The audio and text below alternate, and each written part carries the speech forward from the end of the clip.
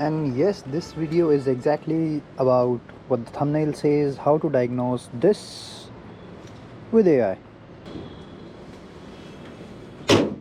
So let's just jump straight to the point.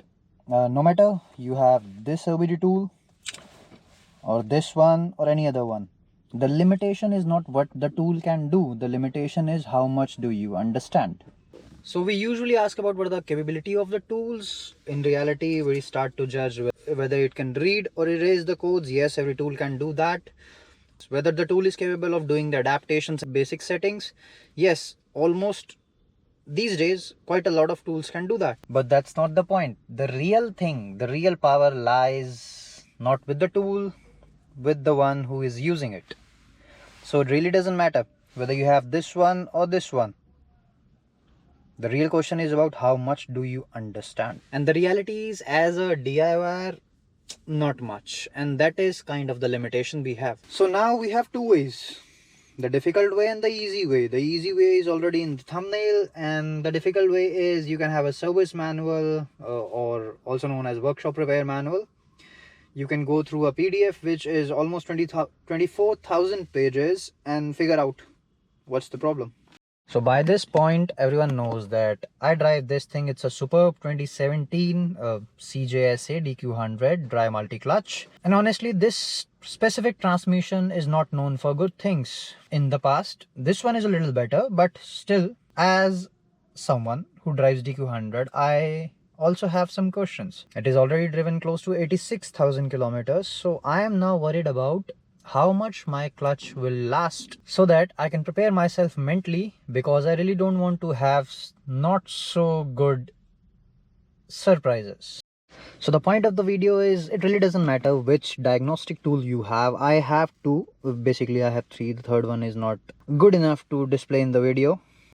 So as you can see, I'm already connected to the OBDeleven interface, and if I go into the transmission module, we have access to the live data.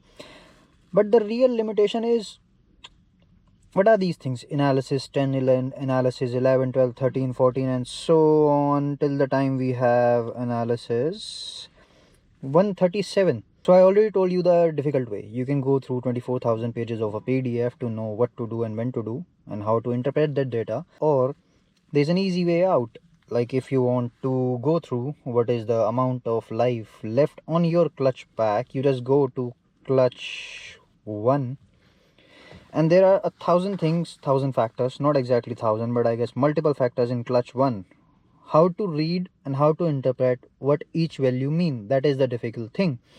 So what we have to do is go to ChatGPT, and this is the earlier conversation I had with the AI, and I told this thing everything. Like I have a CJSA, okay, it misread 1.0, it misread again, so I corrected everything, and it gave me some parameters which I need to take, which is about the clutch 1 and clutch 2, which it needs to evaluate the data. So it gave me some parameters which was not present in the OBDeleven live data list. So I gave it all the screenshots of the available options. These are the screenshots I gave.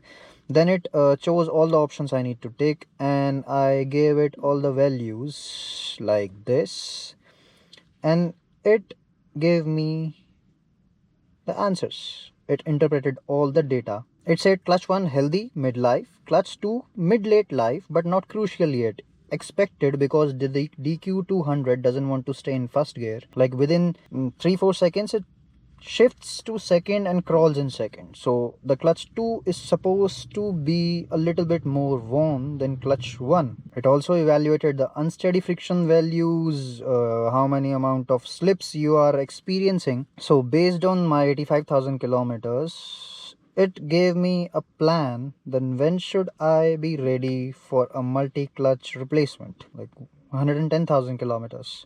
And in the same manner, I did an evaluation of the timing chain stretch. I gave it everything, the engine code, how many kilometers I have already ran on this vehicle. Superb 3v3 from 17, EA888 Gen 3 and everything else. It gave me the parameters which I need to tick, and after everything it told me that okay, your timing chain seems to be in fine condition.